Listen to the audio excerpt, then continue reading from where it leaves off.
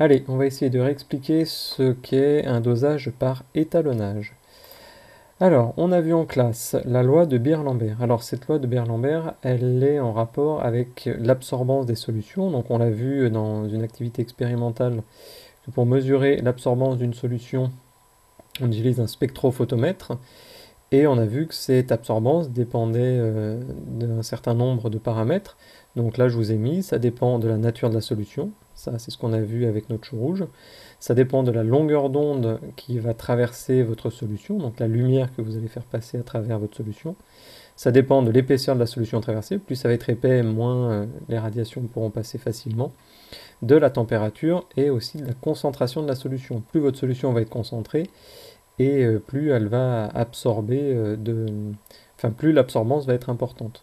Donc la loi de Beer-Lambert, elle vous dit qu'il y a une proportionnalité entre l'absorbance et la concentration d'une solution, et nous on va utiliser ce paramètre-là pour arriver à déterminer la concentration de solutions inconnues.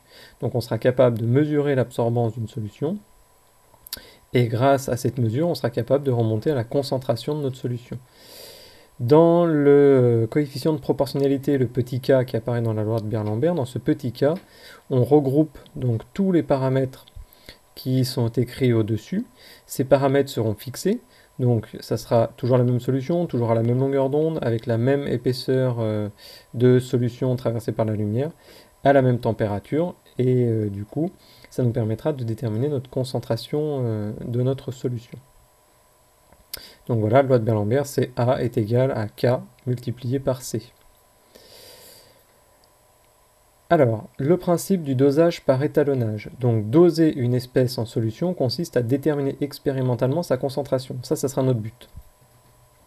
Donc, le principe, pour déterminer une concentration inconnue, on va mesurer l'absorbance de la solution inconnue. Et grâce à cette mesure d'absorbance, on va pouvoir retrouver la valeur de la concentration inconnue à l'aide d'une courbe d'étalonnage.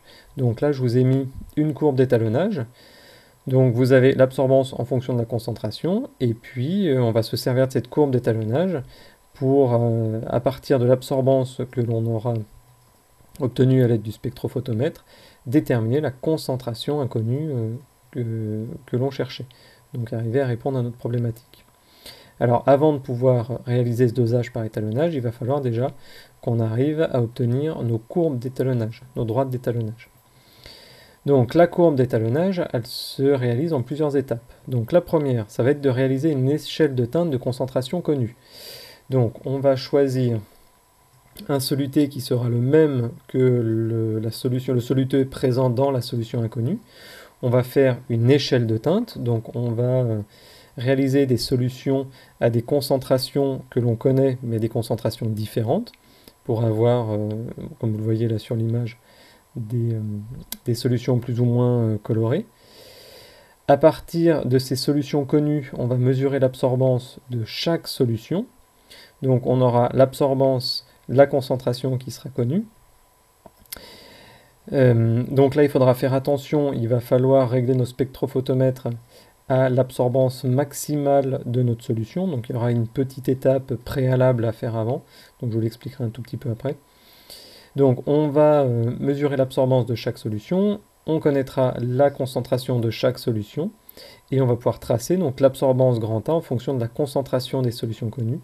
Et du coup, on va arriver à nos courbes d'étalonnage, et là, on est à l'étape où on va pouvoir mesurer l'absorbance de notre solution inconnue pour en déterminer sa concentration.